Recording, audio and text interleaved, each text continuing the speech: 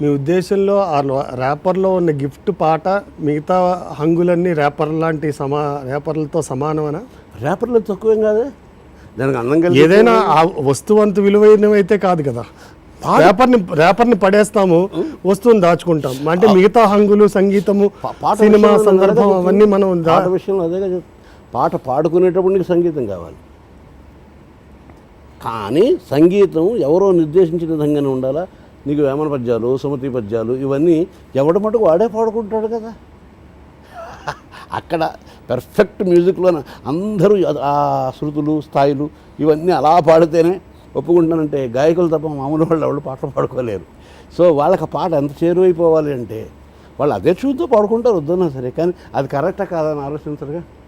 అందులో కావాల్సిన కంటెంట్ ఏంటి?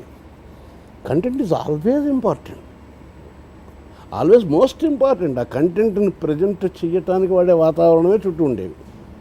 సో ఆ పాట చుట్టూ ఉండే వాతావరణం అనేది అప్రధానమైన విషయం. అందులో ఉండే ప్రధానమైన విషయం కంటెంట్ మాత్రమే, ఏ పాటకైనా. అందులో సందేహమే లేదు. అలాంటి వాళ్ళని తక్కువ వాళ్ళు, ఎవరు తక్కువ వాళ్ళు కాదు. అసలు ఇవన్నీ లేకపోతే ఆ సన్నివేశమే ఇచ్చింది సినిమా నాకు, ఆ దర్శకుడు, ఆ కథ, ఆ సినిమా వాళ్ళు ఇస్తే కదా నిర్దేశం. పై గట్టిగా మాట్లాడితే ఆ ట్యూన్ కూడా, ఇప్పుడు మీరే ఆ ట్యూన్ కన్సీవ్ చేసేటని అందరూ అనుకుంటారు, కానీ నేను కన్సీవ్ ఏం చేసింది ఏం లేదు. నాకు తోచినవి 2-3 ముక్కలు అన్నాను. ఇక్కడ ఏదో ట్రర్రని కీచురాళ్ళు నరిచినట్టుంటే బాగుంటుంది కీరవాణి గారు అని రిక్వెస్ట్ చేస్తే ఆయన పెట్టాడు. అది అంత మాత్రం నేను ఆ సిచ్యువేషన్ కన్సీవ్ చేసినట్టు కాదు. ట్యూన్ అంత అద్భుతంగా ఉంది సిచ్యువేషన్కి అనుగుణంగా. సో ట్యూన్ ఇవ్వబట్టి, వాళ్ళ సిచ్యువేషన్ చెప్పబట్టి రాశాను కాబట్టి అవేవి అప్రధానమైనవి కాదు. కానీ అసలు మిగేయకూడదు. ఇప్పుడు నేను అందులో చిన్నదైనా విలువ తక్కువైనా అందులో కానికే లేకపోతే చిప్పి ఏమిటి చేస్తా పోగులేసుకుని కానికి ఎలాగా ఉంటుంది. లేకపోతే ఉండాలి కదా, చిన్నదో చిత్రకథ ఉండాలి కదా. ఒక బియ్యపు గింజ మీద ఒక చిత్రకారుడు వేసినటువంటి ఆర్ట్ చాలా విలువైంది మనకి. ఇదా మాకు ఇస్తావు, దాని చుట్టూ ఇంత రేపర్ కట్టని అడుగుతారు ఎవరైనా? దీన్ని సూక్ష్మ చిత్రకారులు అని అంటారు. వాడికి ఎంత ప్రాణం పెట్టి గీస్తాడు. ఒక బియ్యపు గింజ మీద ఒక చిన్న అద్దం పెట్టిస్తాడు. మనం చూస్తూ మనకు కూడా ఆ రసజ్ఞత ఉండాలి, అది చూడాలని. దీనికోసమా ఇంత పెద్ద పెరఫెర్నేలియా అంటామా? అది భద్రంగా ఎక్కడో తీసుకెళ్ళి దాచుకుంటామా? ఎక్కడో భద్రంగా తీసుకెళ్ళి దాచుకోవడానికి వీలైన అవకాశం ఉన్న భావాలను అందజేయడానికి ప్రయత్నం చేస్తుంటాను ఆ ర్యాపర్స్ అంటే. అయితే ర్యాపర్స్ని పడేస్తున్నారు కదా, నా ప్రశ్న అది. ర్యాపర్స్ చుట్టే మీరు పంపిస్తున్నారు, పోస్ట్ చేస్తున్నారు. అయితే ఇక్కడ టాపిక్ వచ్చింది కాబట్టి సాహిత్యము కంటెంట్ అనుకుంటే నేను సంగీతకారుడైనా మీతోనే ఏకీభవిస్తాను. ఎంతసేపు తననా అని పాడుకోలేం. పదం లేకపోతే, అందులో అర్థం లేకపోతే, దానికి ఒక పరమార్థం లేకపోతే, అసలు అది ఏది మాట లేకపోతే ఏదీ లేదు. కాకపోతే ఇప్పుడున్న సినిమా పాటలన్నీ కూడా ట్యూన్ లేకపోతే ఇంతే రకంగా ప్రజలకు చేరేవంటారా?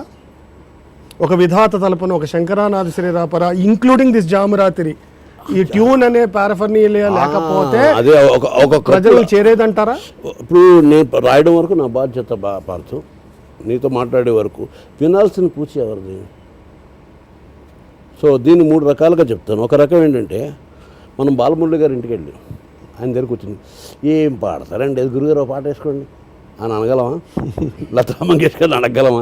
ఎంఎస్ సుబ్బలక్ష్మి అంత దాకేందుకు మనకు ఎంతో ప్రేమైన బాలుగారు, ఏది బాలుగారు ఒక్క పాట వేసుకోండి అన్నాను. నీకు ఆయనకి ఎంత చనువు ఉన్నా ఒక భయం, వాళ్ళ పట్ల ఉన్న గౌరవం ఒక భయాన్ని నిలబెడుతుంది కదా.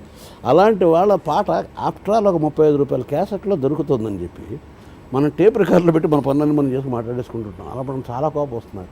పాట వినదలుచుకుంటే కళ్ళు మూసుకుని వినండి, అక్కడ సాక్షాత్తు బాలుగారు కూర్చుని పాడుతున్నాడు అక్కడ సాక్షాత్తు. సో అంత శ్రద్ధతోటి వింటేనే వాళ్ళని గౌరవించినట్టు. వాళ్ళు 35 రూపాయలు దొరికినంత మాత్రాన ఆ క్యాసెట్ పెట్టుకుని, ఇవాళ అందరూ చేసే పని అదే కదా, పొద్దున్నే క్యాసెట్ పెట్టుకుని వాళ్ళు ఇల్లు ఊడ్చుకోవడాలు, వాళ్ళ పనులు వాళ్ళు చేసుకుంటూ ఉంటారు. ఆ వినేటప్పుడు ఉండేటువంటి శ్రద్ధ వినేవాడికి కూడా బాధ్యత ఉండాలి. అది చాలా ఇంపార్టెంట్ థింగ్. సో ఒక పాట నా వైపు వస్తుందంటే it has something to do with me అనే భావం వాళ్ళకు ఉన్నప్పుడు చాలామంది. ఓసారి కొందరు వచ్చి అడిగారు నన్ను, చాలా విచిత్రమైన సంఘటన గుర్తు చేసావు, కలిపేవారు. నేను దిగి వెళ్ళిపోతున్నాను, ఫ్లైట్ దిగి వెళ్ళిపోతుంటే నా వెనకాల ఒక 6 ఒక మంచి డ్రెస్ వేసుకుని, కోట్లు టైలు గీలు కట్టి మంచి సూట్లు వేసుకుని మంచి విద్యావంతుల్లాగా సంస్కారవంతులాగా వాళ్ళు గబగబ శాస్త్రి గారు మేము అందరికీ మీ మంచి అభిమానం అండి, చాలా సంతోషం, చాలా థ్యాంక్స్. ఈ పాటలు అంటే మహాపిచ్చండి, మీరు అద్భుతంగా రాస్తారు, చాలా సంతోషం. కానీ ఈ మధ్య మేము వింటలేదు సార్. అబ్బే అంతా హోరు సార్, మళ్ళీ సిరివెన్నెల పాటలు రావు సార్, చెత్త సార్ ఇదంతా. మీరు ఏం చెప్తున్నారో నాకు అర్థం కావట్లేదండి. నన్ను పొగుడుతున్నారా, నా మీద జాలి చూపిస్తున్నారా, అసలు మీ తెలివితేటలు మీరు చూపిస్తున్నారా? మీరు ఆల్రెడీ బాబా అణుకేంద్రంలో పనిచేస్తున్నటువంటి సాహిత్య శాస్త్రవేత్తలు, అలాంటి ఒకనొక సంస్థలో పనిచేస్తున్నటువంటి సాహిత్య గొప్ప ఎడ్యుకేటెడ్, కోలార్గంలో పనిచేస్తున్న, బొగ్గు గనులో పనిచేస్తున్నారు, లేకపోతే బొగ్గు గనుల్లో పనిచేస్తున్నారు. ఒక బొగ్గు ముక్క తవ్వటానికి మీరు ఎన్ని లోతుల్లోకి నేలను తొలుచుకుంటూ వెళ్తే ఆ బొగ్గు ముక్క దొరుకుతుంది. బొగ్గు వజ్రం కాదు. బొగ్గు గనిలోకి వెళ్ళాలంటే ప్రాణాలకు తెగించి దాని ప్రణాళికేసి ఎంతమంది ఇంజనీర్లు, ఎంతమంది కార్మికులు వెళ్తున్నారు. సో నేను నా పట్ల అంత అభిమానం ఉంది, నా పట్ల పాట పట్ల గౌరవం ఉంది అంటే 4 సార్లు వినండి, 5 సార్లు రాసుకోండి. నేను కరెక్ట్, చాలా బాగా చెప్పారు. అంతేగాని అదేదో ఆ పిక్చరైజేషన్, సినిమా అంటే 24 మంది కలిసి ఒక ఉమ్మడి కార్యక్రమం అది. ఆ కార్యక్రమంలో నా బాధ్యత, నా వంతు వరకు నేనెంత నిర్వర్తించాను. ఇంతకుముందు కూడా అది చెప్పాను, మామూలు కవి కంటే సినిమా కవికి అవకాశం ఎక్కువ, అడ్డంకులు ఎక్కువ.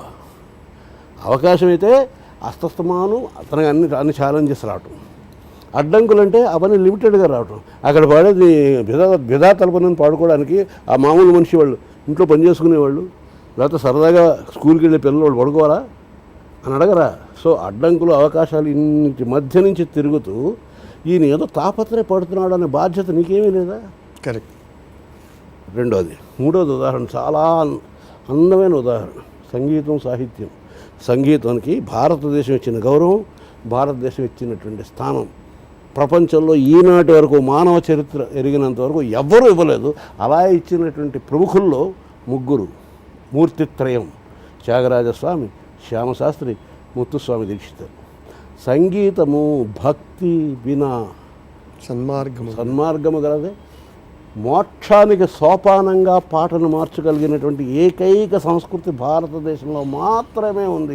ఇంకెక్కడైనా పాట తలాడించడానికి, కాళ్ళు ఊపడానికి, కాసేపడతనం నిద్రపోవడానికి, చేతికి మల్లెదండలు కట్టుకుని వేష నిసరడానికి, చప్పట్లు చప్పడానికి, విలాసానికి తప్పిస్తే భక్తితో తల ఒదిగి దొరకున ఇటువంటి సేవ అని చేయడానికి వీల్లేనంత అద్భుతమైన సంగీతం. సంగీతాన్ని నేను కించపరచట్లేదు.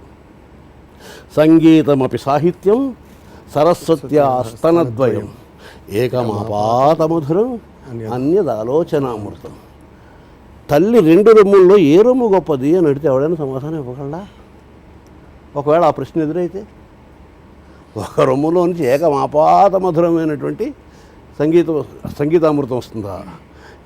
ఇంకో రొమ్ము నుంచి ఆలోచనామృతమైనటువంటి సాహిత్యం వస్తుందా? ఈ రెండిట్లో ఏది గొప్ప చెప్పండి.